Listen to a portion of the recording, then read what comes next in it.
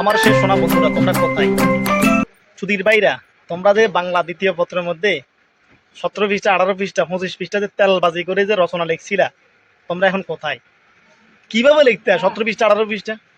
My M in life, তোমার জীবন লক্ষ্য লিখতে 17 পৃষ্ঠা কিভাবে? তোমার জীবনে 17 বছরও হয় নাই, তখন 17 পৃষ্ঠা কিভাবে লিখছো? 2 পৃষ্ঠা লিখলে জীবন লাইফ সব শেষ হয়ে যায়, আর তখন তোমার জীবন লক্ষ্য 17 পৃষ্ঠা লিখছে।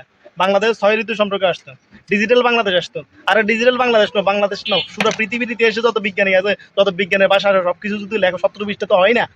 4-5 পৃষ্ঠা সর্বোচ্চ না, 8-9 পৃষ্ঠা।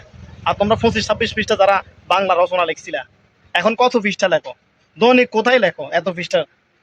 এই ইতিহাসগুলো কোথায় জমা রাখছিল? এত তেল মারছিল যে, এত তেলবাজি করছিল যে শিক্ষকদেরকে নিয়ে, এখন তোমরা কোথায় যাই তেলবাজি করো?